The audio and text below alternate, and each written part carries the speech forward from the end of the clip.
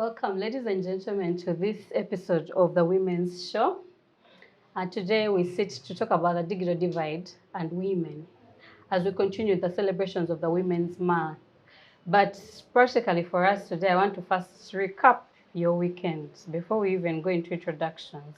Let's just do a little bit of recap on how your weekend was. I'll begin with Akiteng Isabella, my co-host on this show and a friend of mine.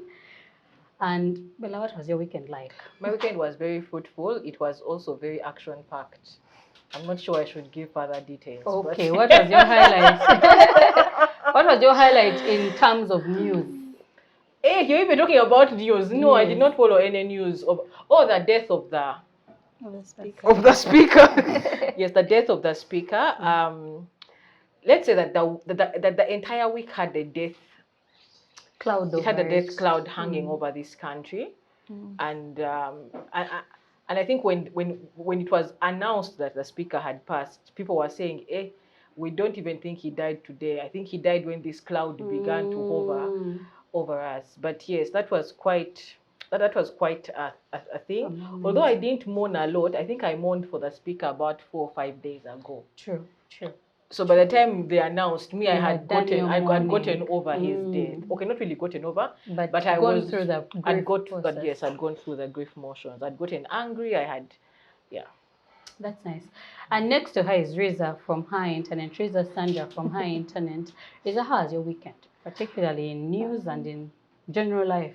News, like Bella said, the death of the speaker, which is very tragic, but also now leaves the country with several top positions that are not filled, because even the former governor of the Bank of Uganda, that position hasn't yet been filled. Yeah.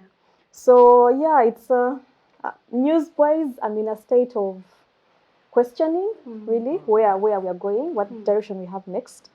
But otherwise, my weekend was very chill. That's nice to hear. Next to her is Rebecca Achom from Tuke Gender Initiative. She's now based in Lira currently. What was your weekend like, especially in the news area? You should.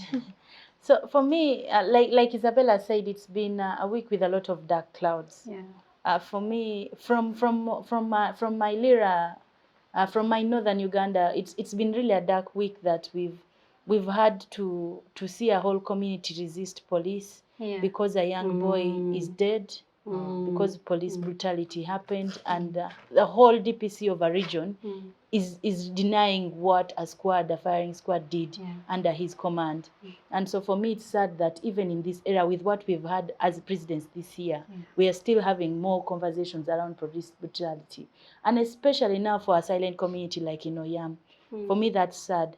Also, I would want to say that the whole issue of the death of the speaker, for me, I don't even want to look at it from that perspective alone. I want to look at it from the situation of the country already. We're having hiked prices already of commodities. Exactly. In Lira, a bar of soap is now 10,000. And I think by Friday it is going to be 12. And we're not having any, the minister, Kasaija, is saying there's nothing he can do. But you're also told to use pawpaw leaves. And they're telling us to use pawpaw leaves. And then sadly, our prime minister is not even aware of the situations that are happening. And so I feel we are really in the banana public, as Kankweza calls it now. But it's interesting, just to rejoin that what she said about police brutality. I think I'm one of those people who says that there are things in this country that have been normalized so much that you can't be shocked. That it's sad that we're not shocked, but yeah, we can no longer be shocked about police brutality. I was with a young woman who has a 4-year-old son, and then she said, "So what did I tell you happened? What should you do when you see police?" And he said, "Run." Indeed, 4 years. 4 years. 4 years. And now that's the generation that is coming up. Like, this is no longer a thing of America where blacks are telling their children, when you see police, run. Here we are running from our own. So it's one of those sad realities that stare us in the face, and one of those things we must adapt. We are adapting to. We are adapting. And for me particularly, in all this, and you've said the highlight of this weekend, but also for me the highlight of this weekend was, the normalization of revenge porn that was happening to the lady in Lira. And it brings me to the conversation that we are having today, especially in the wake of what the digital platforms can be used for. You know, the bread of good and bad that it offers us. And, you know, just to bring us to speed on what we are dealing with in regards to digital rights, to cyber policies and cyber laws, what we as the women's movement, but also as women, or even in general as citizens of this country, we can do to make this atmosphere that we find ourselves in a better space to live in as women. And maybe to dive into this conversation and to bring us to speed, Bella, when we speak of the internet and internet for women, especially a space that women can use, why is it important to frame that kind of space? So I think all of us on this platform, on the show today, are people who are into the business of building scenarios. Yeah. And the work that we do is around scenario building. And so it is important that we are having the conversation around women's access and affordability of internet because of the scenario that we are going into. Yeah. That we are going into a world which is heavily, or we are already now in a world which is heavily digitalized. We might not have arrived as a country because of budget allocations and priorities and everything, but the rest of the world is moving in that direction. We are going into the direction where data is coming together in one place. We're going into a world where everything is at the palm of our hands. True. And so if we talk women, and again, all of us have done work and still do work around women's rights. If we talk women, the first conversation we should have is around the inequalities that exist based on gender. And if you talk about the inequalities, the most important question to have is, will the digital divide worsen this inequality if we don't pay attention to it? Or are there opportunities of reducing the inequality gap by adopting technologies?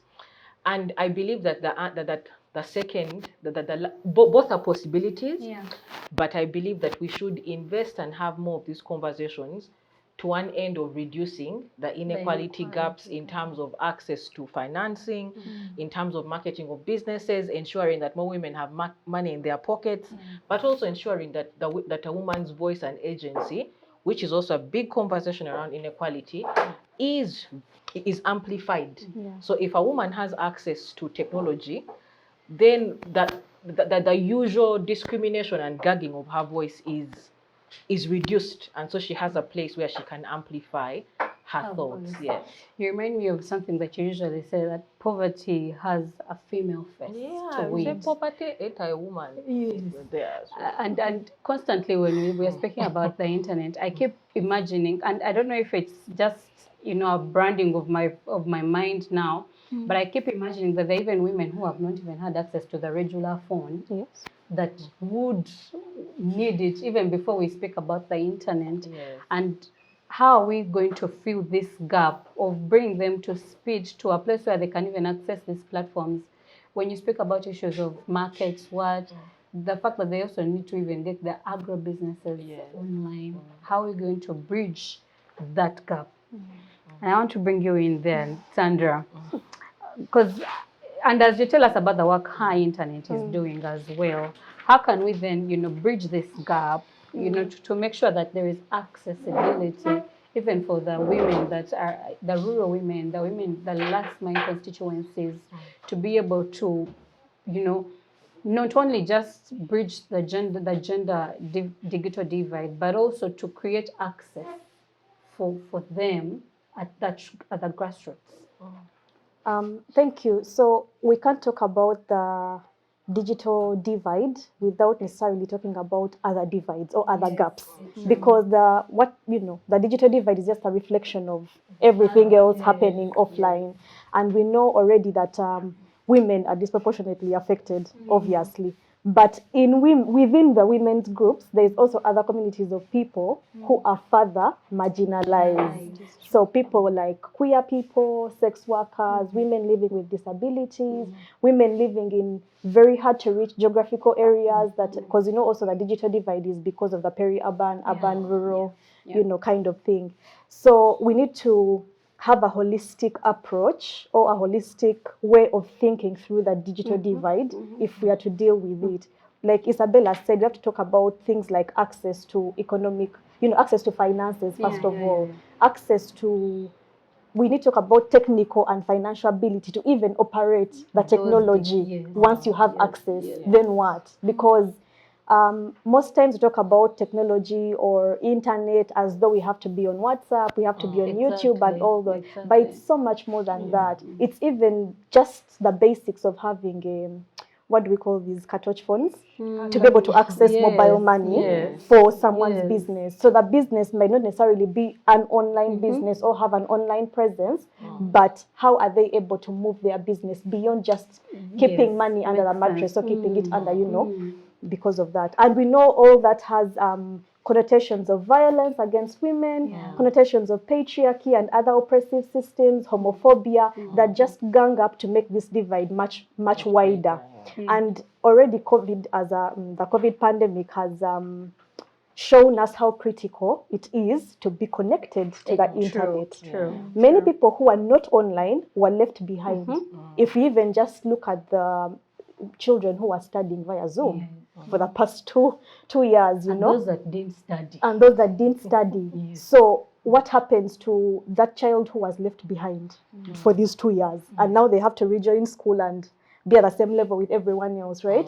But it is a bigger conversation around access to resources, access to proximity, but also the internet, the expenses that is connected to being connected online, because now internet is very expensive.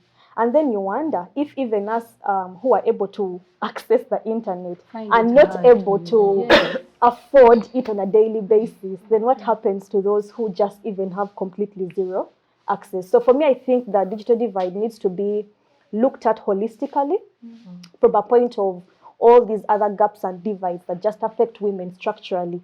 So patriarchy, homophobia, racism, all that.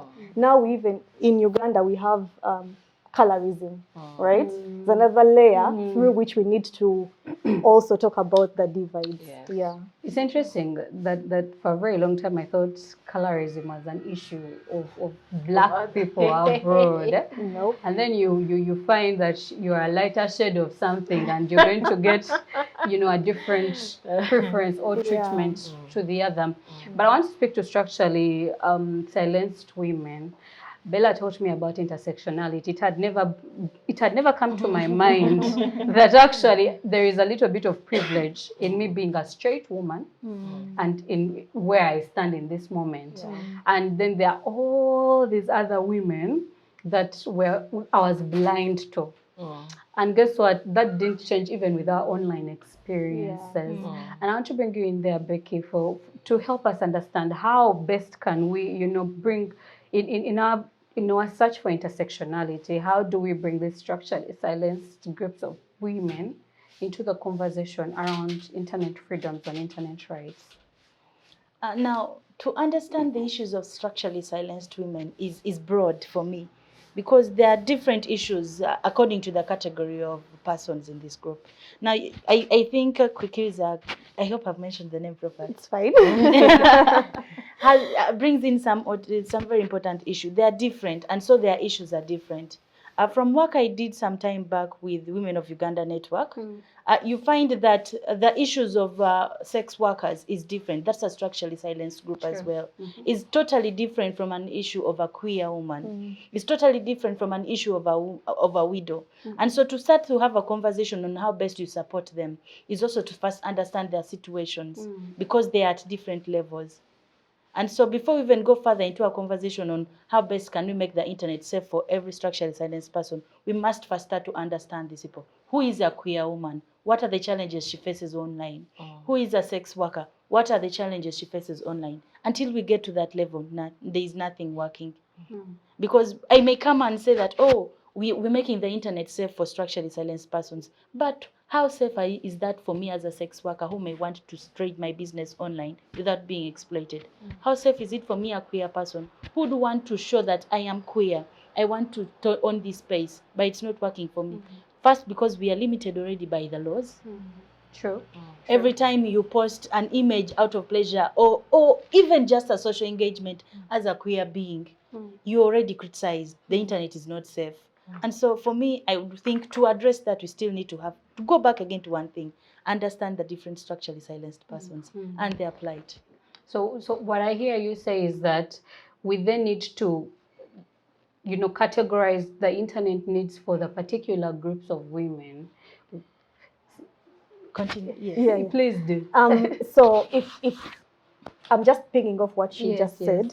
So for me, intersectionality is, Kimberly Crenshaw coined it very, very accurately, that it's that lens through which we look at the different factors that marginalize an individual. So looking at all those factors from a different angle. If I'm to give an example, when we're starting out the conversation, you mentioned revenge porn, which is, in my opinion, a very bad word, because it kind of makes it look like it justifies the violence, but really it is non-consensual sharing of intimate information and images, which again affects women more. But now it affects women, but if you have a lens of being a sex worker, that is now a different layer of violence, separate from just your intimate information being out there without your consent. You have to think about your family and being outed. You have to think about your children, if you have children. You have to think about your work and how that is going to affect your clients and all that. For a queer person, it's also now a completely different story. Because if it's maybe, let's say, a transgender person, they also have to think about their bodily integrity and dignity, in addition to the violence that has been perpetrated by that act. So intersectionality is really just looking at the different angles of oppression and marginalization that are seated on this one human being, and say, we're not going to use a broad paintbrush to say we are offering solutions or talking about this issue. Nitpick every single part that marginalizes this human being. I'm equally learning. I'm equally learning, especially in spaces where I have not been. So, and I'm building and grounding my politics around feminism and organizing, and that is where I want to bring you in, Bella. How when we speak about the internet and women organizing, how can we, intersect these things to be able to have, different groups meet online or even offline, organize better, especially for the feminist organizing? How do we leverage the internet to do that better? Those are so many questions that you have asked. Answer the one that the one that I remember. Yes. Okay, so again, if we're talking privilege, so if we're talking feminism, we're talking intersectionality, we're talking inequality divides. There is absolutely no way we can't talk about privilege. True. And so even having access to the digital space is a privilege. Let's start from there, that it's a privilege. That we, who can even sit here and say, oh, we are in a privileged category of people. And so one of the ways, probably one of the important questions to have every time you have the conversation of privilege on the table is, how am I using my privilege to widen the inequality gap? Because we do it every day. We do it in, so for example, us who are active on some of the digital platforms, it's the language you use. It's how you respond or not respond. When an act of abuse happens, in a situation where someone's privacy is violated by the leaking of of the again I don't want to even call it pornographic material, because I did not willingly put it there. You get? Yes. It cannot be. You can't call it pornography, yet I was not part of this, because if in the privacy of our rooms or in the privacy of our of our bedrooms, we're not calling sex pornography, and then you leak it without my consent, and suddenly you want to label it pornography. It's wrong also. Sure. You get so there is the issue. So that the issue of language, but also how we respond, you know, as a community that has the privilege of information, of access, how we respond to matters like that makes all the difference. At times when we are fighting these battles, these power battles, it's not even the big wins that matter. True. You know, it's the small wins.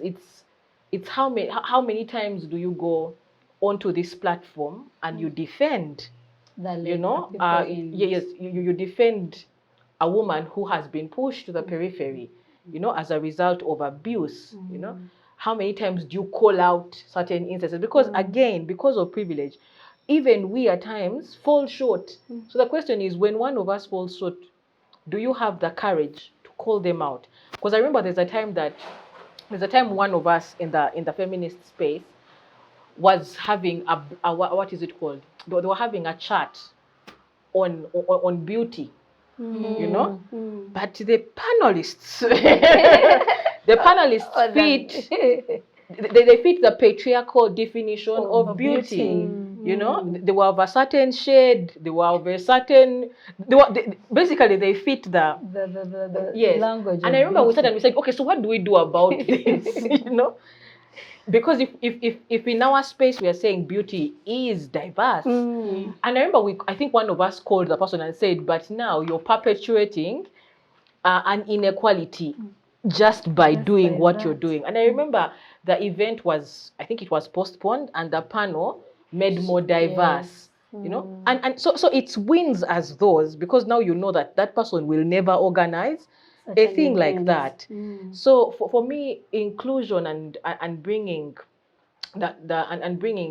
the groups which are on the periphery around the digital divide is also acknowledging that they need to come into that space. But also we also belong to a community that believes that the personal is very political. When we decide to shout about MTN and Airtel, it is we don't complain about their rates, because now, for example, for the Paka bundle, is it Paka bundle, Gaga bundle? It used to be 4,200. Now it's 4,300. What does that 100 shilling increment mean for a university student? What does it mean for a woman in business who was already struggling with the 4,200? Now, whereas for us we can click away on a good day, we still must make noise because there's someone who cannot afford that 100 shillings. So we don't make noise because we utterly have failed. And even if someone comes and says, but for you go to Greece and Greece has wireless, you say, no, this is not, it's not about us, because again, we are the privileged batch of people. When there are policies that are passed that don't protect freedoms, especially digital freedoms, we must call those policies out. We must call some of those processes out, not because they will affect us the most, but because there are women who will be disproportionately affected the most by those policies. I remember a few days ago, I was with Sarah Birete, and we're talking about cyber harassment and cyber stalking. Until someone defines what these things are, they will keep on. We will never get justice. So you shout and you say there must be clearly defined, what is it called? Clear defined terms for what this means. Otherwise, they become blanket. And whereas some of us might be able to defend and say, oh, I was stalked, and then we'll say, but I was just checking on you. No, you are not checking on me. So for the internet especially, the small wins matter much, much more than the big ones, because when we have the small wins, then we have foundation for the big wins. And you've taken me on something, because it's a pandemic that is happening. I mean, cyber harassment and cyberbullying and stalking. I mean, a person really becomes a problem. But especially for women, there is a certain level of fear that this a cloud of fear that it creates in your personal life offline. And even online. I mean, there are a lot of people that would choose not to be online because a particular person has made it hard for them to enjoy or even live within this space. And I don't know, what advocacy or legal strategies have you used if you've had these experiences for women like that? I want to just put it out there that there are no tried and tested solutions, both social and technological, to dealing with online violence and cybercrime in general, especially when it affects women, because there is this misconception that what happens online is not as real as what happens offline. True. So it's misconceptions like this that are preventing even victims or survivors to speak out, and then so that we can find, possible solutions. So it's very hard to also find strategies in a legal context like Uganda and let's say Africa generally, whereby even the laws have not evolved to catch up to the technological advances. Because our laws are still very rudimentary, and we still consider what happens offline as more real than what happens online. And yet increasingly, the violence is shifting from offline to online. The violence that happens offline is as a result of online activities. So you see, there is no clear boundary that this is online, this is offline. Everything is real life as we know it. So it's hard to also find strategies in such a legal context. Because, for example, if I saw a nice chicken moving around here, a nice bird, but if someone stole it, they would be sentenced or treated as a thief in the courts of law or in the legal system. Whereas when someone commits cyber fraud, or let's say connives, for example, the example of that Netflix show, that Tinder swindler. Yes. There is no legal remedy. There is no legal remedy for that kind of thing, because again, the laws have not evolved to completely look at the digital side as well, because what people are now stealing online, that's why we hear very many bank cases that money has been moved out of people's accounts, or people are being conned out of several, intellectual property, financial, there's pyramid schemes as well. But there is no context. There's no context under which this is considered real crime, right? Or real, and it has very specific offline consequences for people. People are losing their jobs. People have mental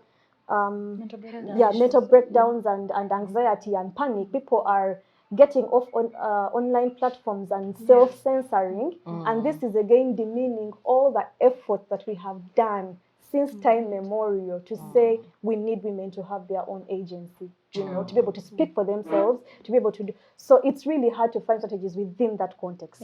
Because if you even look, we have good laws on paper in black and white. There is, the Computer Misuse Act, the Data Privacy and Protection Act, and all those other laws that are really, really sweet to hear and listen to, but implementation is lacking. When a queer person or a sex worker walks into a police station and says, Bella is harassing me on Facebook, what will the police officer say? Why are you queer? No. Well, before that. An example, you undress yourself in a nice bikini. Why did you post a bad picture? Exactly. So they'll ask me, first of all, why don't you just meet up with Bella and talk these things out? It is just on Facebook. These things are not that serious. It's not that serious. It's not that deep. And that's that deep, right? And that brings the whole situation of what we undergo through online. Is that we, as it's not just Uganda, it's everywhere. That we have, you are now your own police online. That you're supposed to be your own police. So the challenge now comes in for someone who has not had conversations, understanding around digital security. Exactly. True. Exactly. Which I must agree, none of us is going to ever be digitally safe. I think you do agree with that, Sandra. Because you see, for many times, if you go back to the stories of young students at secondary, high school, they will go into a computer cafe, get a Facebook boyfriend, start to share pictures, talk this. They don't already have that. They're not aware of what they're doing. And so that comes from off online to offline. But also, if you look at it from a perspective of how safe are then the structurally silenced people. If we were to ably teach people what to do when you're online, how to better protect yourself, in many cases, and this is not to blame people whose contents get online, but to just say, how are you keeping yourself safe online? Now, that's a conversation where we need to further push it to the community on what you do, what best you can do. Is your phone having authentication? Many of us, because we work in spaces, we're going to know, oh yeah, I need to set this up so no third party is taking over this on my phone. Even for the companies and organizations we work with, are they for human rights defenders like myself? Are they working with the right people who are not going to give your information to the third person? Because who is seeing the information, the emails we are working with? Who is the other third person who can access my information? And so then that is how we keep ourselves safe. But otherwise, the law is not going to help us. I know. And I'm not going to, I don't want to say that it's upon you, but the truth is Let me at some point let me pick up on us. that, because a lot of times, and I subscribe to the digital rights are human rights, and then we need to keep advocating for these rights to actually be seen and be held. But it brought me to the conversation of surveillance and how the laws that have been crafted are for a pro-government than pro-people. Because you have a law that will call out when we speak of offensive communication. The many times I have seen it used is in the persons of people in government, trying to protect a particular individual. Oh, that's offensive communication. And there's another one coming that refuses you to talk about certain people, but they don't want us to have the right to offend. I'm worried. We're supposed to I'm worried because we begin to have a problem with censorship. And a problem with how we express ourselves online. Is it possible that as we advocate for better legal redress or better laws, we can then have pro-people laws? I don't know, and I think Sandra needs to come and respond to this. But before Sandra responds to that very technical question, just to play the devil's advocate, away from the laws and away from the safe environment, which are important conversations to have. I think the other conversation that we must have, especially as a third world country, is around the data movement. Even as we advocate for friendlier policies and pro-people policies, we are operating in a heavily capitalistic economy. Economy that there are people who actually that the internet really was not put up to help us.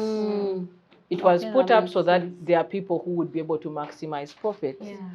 And so, whereas it's a necessary evil, it is a necessary one. And the concept of the common bystander comes to pass. I mean, it needs to be key every time we have this conversation that for the people who use internet, even the ones who are privileged, how many of us know? Have basic information on how to protect ourselves online, even in terms of expression on the various digital platforms. How much of your information are you putting out, and are you aware, for example, that it's beginning to affect the ads that come up, that show up? Do you know that it's going to affect your spending habits, how your mind is wired? Like, there's all of that. So even as we advocate for the policies, I think we also must be able to advocate for the minimum amount of information that a user should be able to have to be safe, even as they interact with the digital platforms. Yes. You reminded me, as I was reading a book called Democracy Hacked, how the US election was rigged by just what was happening online. And then later on, as I was watching, when you spoke about data, how the US election was won by just data and what information was shared to a particular people particular people of users online. And so I'm scared of what we can do with the internet. I watched a video on deepfakes, and it blew me that I can put you, Isabella, and your voice on a totally different person, and someone can't tell the difference of whether it was you saying those very words or not. And then we have AI. And then we have the Internet of Things, the algorithms Bella is talking about, all this data that is being collected, yet we look as a country as if we have no idea what's going on. Do you? And if we do, we don't know how this data is going to affect us. Yeah. How do we bridge, that data aspect of our use of internet? And I know it's a very privileged position to sit in, because there are people that don't have even an online track or a digital footprint that would be very important to be also put to preview if and when they enter these spaces. How do we deal with that? Big questions. True. Big questions. But it's important for us to understand that algorithms and the framework of the internet, it's created by human beings who are inherently biased. Yes. So the technology is also going to be very biased because of the person who has created it or developed it or tweaked it in some way to make it work for whatever reasons, right? So we need to come from that point of knowledge that inherently the internet is a very biased place.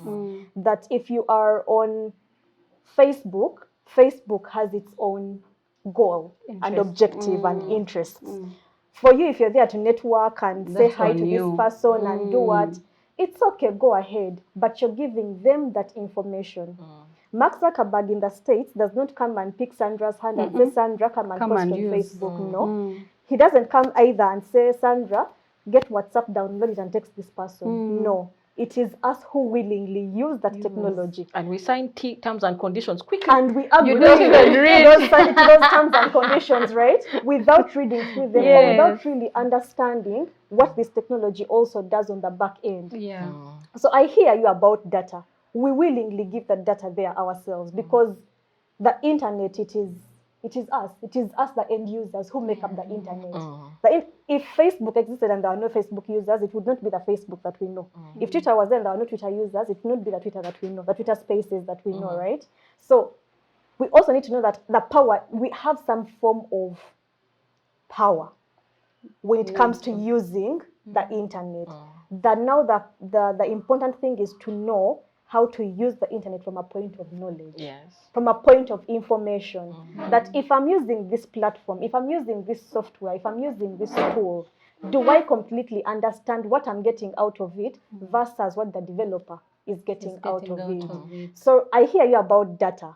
And you see now, because we willingly give this data, even those tech companies have that disclaimer of, you sign terms and conditions, you've been a user for a decade and so on. So, you can't now come and say we are mining your data or we are using it for this and that and that. So the laws in developed countries might talk about privacy policies, how data is handled and all that. But those policies don't work for us here. Because even in the global scheme of things, the users of these platforms in Uganda are like 0.00000% compared to other developed countries. So we need to use technology and the internet from that point of information, but also seek out partners or people or organizations that that are doing this kind of work like our internet to say, hey, I'm having this, I want to use this technology called Zoom, but how do I avoid Zoom bombing, in my meetings? Or how do I ensure that everyone who is part of the meeting is safe to come and listen to the conversation and contribute to it safely? So again, work in collaboration. If you find that there is knowledge that you're limited in or that you need to be able to use that internet very, very, very well, seek that knowledge, but do it from a point of information. Thank you. And just to wind this conversation, I want to build scenarios to what the future could look like in terms of access, especially for women that would have benefited in this kind of things, especially in dealing with e-commerce.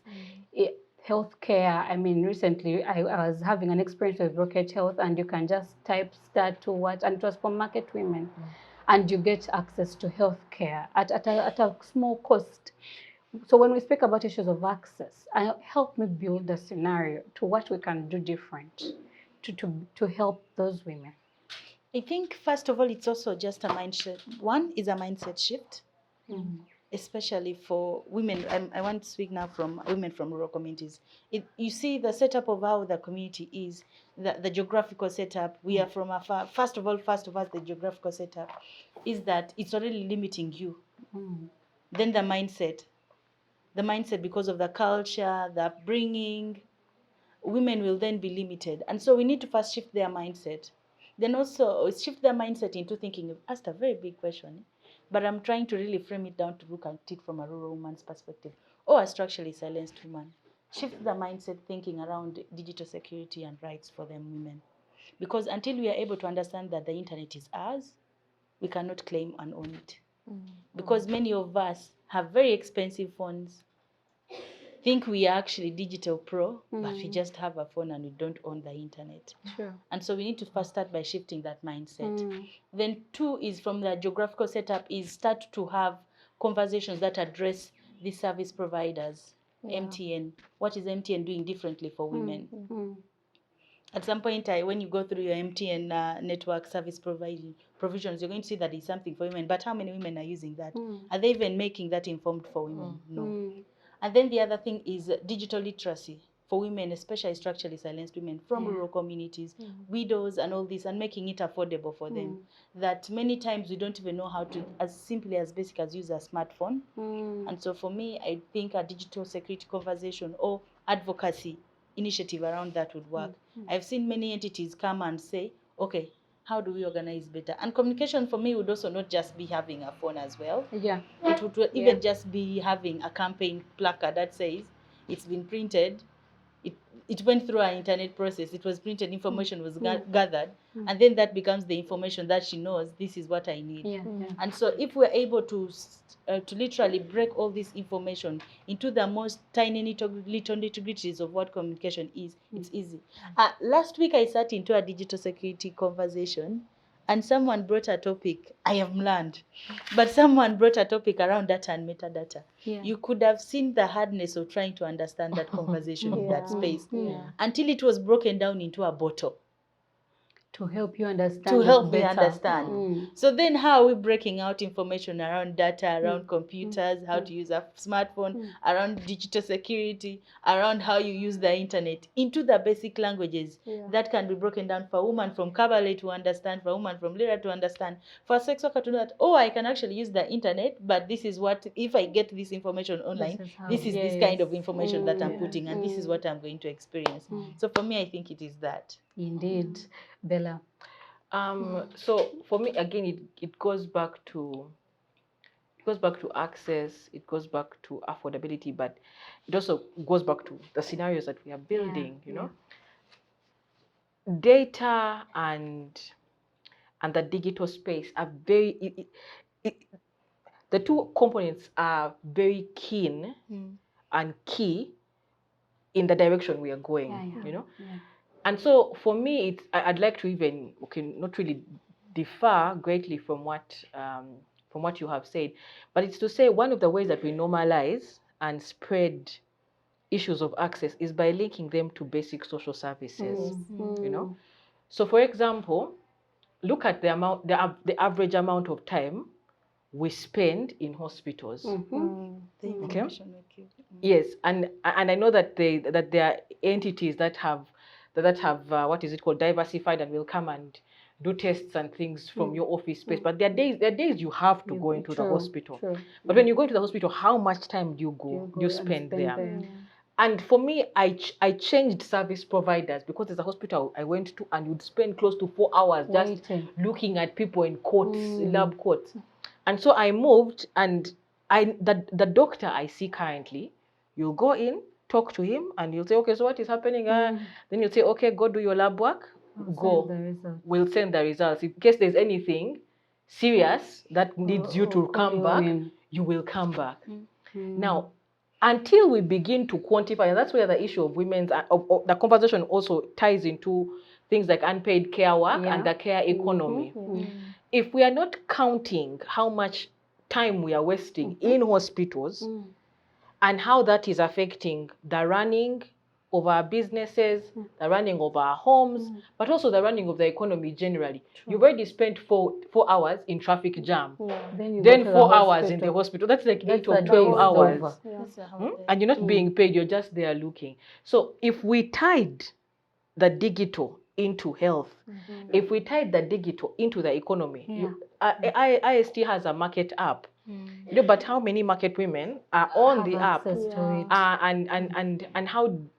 And how what is it called? User-friendly.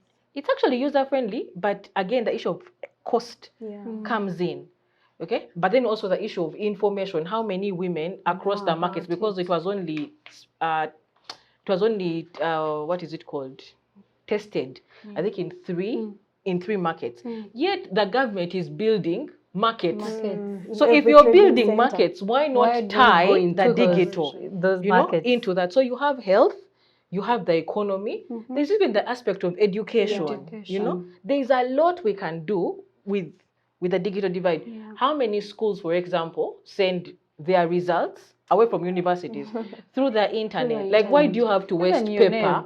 You send its results on the phone. You see, so if we were to digitalize and say you can only get reports of children over your phone.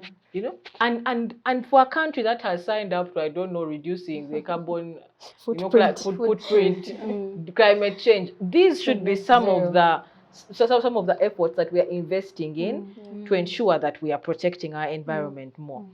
But also, last, in terms of scenarios, to be able to build these linkages. I don't know what happened to that fiber with which they were digging. Remember how they dug up all our roads to put fiber? The internet has not increased in speed. In how free it is, because I've not seen the free internet being used. So I don't understand what is happening, but that fiber needs to be made functional. So that's the scenarios that we are building are able to come to pass, because once you have that, the costs of internet shall drop. They shall drop if we have more users, unless they are like fuel prices, but they also drop. Yes, thank you very much. As you wind down, Sandra, the thing that kept coming back to my mind was capitalism and the narrative of trickle down, which I labor with, because we always imagine that these things will get to them. But we have a lot of things that have gone through the pipelines that never reach, at the bottom. But then how do we build bottom up? So, number one, it's for us, women, people in human rights defending work, women's rights organizations, and so on, to realize or recognize the fact that these conversations are not only for the IT guys. Because that's another mistake we made. In an entity, in an organization, or even at an individual level, you're one guy at Mutasa Kafero who does all your things for you, and that's where you go. But like now, technology has been made so much easier by mobile phones that the power of the control is in our hands. We are able to control everything in our hands. If you want to open up, let's say, an online page of Twitter or Instagram or Snapchat or TikTok or whatever, and you do not know how to do it, the person who is helping you out should not use their details. They should use your details, and you also take the initiative to learn how they are doing it, so that then they don't retain your login details and so on. And then that's now a whole other conversation around violence, stalking, harassment, and so on and so forth. So there is that. That is not only for the IT officers, it's for everyone, because we all use technology and we all need to know how this technology works. Because even in random spaces, I use the word random very loosely, but in random spaces, like let's say, random professions or jobs, let's say like young Ugandans who are going abroad to the UAE, to Saudi Arabia, to wherever, to do all those jobs and so on. They somehow imagine they don't need this information because it's not a direct prerequisite of their work. But now you have to keep in touch with people back home, and you have to do it safely. True. Sometimes you're in long distance relationships. How do you navigate that? With the sexting and taking safe nudes and so on. So we also need to recognize that instead of bashing some of these things and say, oh, don't take nudes, don't do any sexting, don't do all those things. Instead of saying just don't do, what alternatives are there to exist within that? Because we are doing these things. We are taking nudes, we are sexting, we are doing all these things, but we are doing it from in a kwagamaya, kind of way, where we are not doing it from a point of information again. And also, we need to stop separating digital rights from human rights, or from what we call the real rights, because the right to life, the right to eat is tied to digital rights. If I have an online business and internet costs are high, or I can't afford a phone that is able to download Instagram, right? So I can post my things. It is directly impacting on my livelihood, and therefore my life and my health and my physical wellness and so on. So they are indivisible. Digital rights are not standalone rights. They are, like Bella said, they are supposed to be woven into every aspect of basic social services, education, SRHR, business and the economy, politics, everything. It's important for us because most times we see how important it is on the negative side. So, for example, if there's a person standing for political office or whatever, and then the internet is used to smudge their reputation or whatever, then we say, oh, it is bad. It is very bad. Yeah, it is. The internet is very powerful, but in a bad way. But we don't think about the positives, because the internet has revolutionized how we obtain and process information. Even how we do work. How we connect. Because she's my friend on Facebook, and I don't think we've met in person before. Right? This is our first time for the past 7-10 years we've been friends on Facebook. But we've engaged with each other's work through that connection, right? So we need to stop dividing digital rights as a separate category of rights. They are part of human rights, and they should be woven within the very fabric of being a human being and looking at rights from that perspective. Indeed. And I think as a wind up, am I allowed to say something before please you wind up? Please do, Bella. No, because I don't think you're coming back to us. No, I'm not. Yeah, no. So it is just to talk about the amazing work that Sandra is doing with the internet. And for those of you who have not heard about it, maybe you need to Google it. But one of the interesting facets we're talking about before the show started was the fact that the staff at her internet work 3 days a week, and the other 2 days are woven into the weekend. And people are allowed to work from from their choice spaces. And I think in a period in time when we are experiencing a lot of burnout and a lot of mental health breakdowns, COVID surely should have taught us who run institutions that work can be done off-site, and at times it helps with rest and rejuvenation because of the amount of time that we spend on the roads coming to work. But also, you're able to have more disposable income if you're working from home and you're not traveling. And so try it, or reach out to Sandra and let her share with you how that is going. But they're doing amazing work. Maybe to drop a spotlight on Sandra. Because before I end, to drop a spotlight on you. You tell us in 5 minutes, 3 minutes, what her internet is. Okay, her internet is a feminist organization that advocates for the digital rights and internet freedoms for all women, although our interventions target lesbians, bisexual, queer women, and female sex workers. But we work for and with all women in all our diversity, because we recognize that one entity can't create change alone. We need all hands on deck to create that kind of change. But also one of our main strategies is that we do not come at digital rights and internet freedoms from a point of technical jargon and technical tools and skills. We come from a point of an everyday woman who exists online. True. or who wants to be online. Yeah. So what does that everyday woman's experience look like, and how can we simplify the language, the experiences? How can we say online violence and it doesn't be only about public figures whose intimate images and information is out there?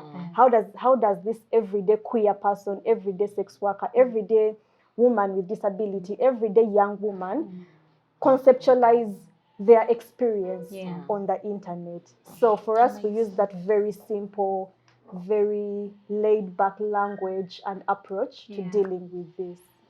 And that's amazing work you're Thank doing. you. We appreciate Thank you. it. Nice. Thank you very much. And what I wanted to say, I always think about, and this is as we end, I always think about the ladies that go to the UAE to do work, labor, and how much a location notification would be helpful in one, finding them, but then in knowing also how to locate them to better places. And because a lot of them say they have their phones, but I don't know if they know that they have a provision to put on their location to be able to be found or to even pin where they are. And that would go a long way in reducing on the number of violence cases that come out of the UAE. And even just to give them that a little bit of knowledge of, if I can be found, perhaps something can be done. And that is what I want to end on. This is a conversation we need to have constantly, because I don't think we are going backwards. It's onwards from here.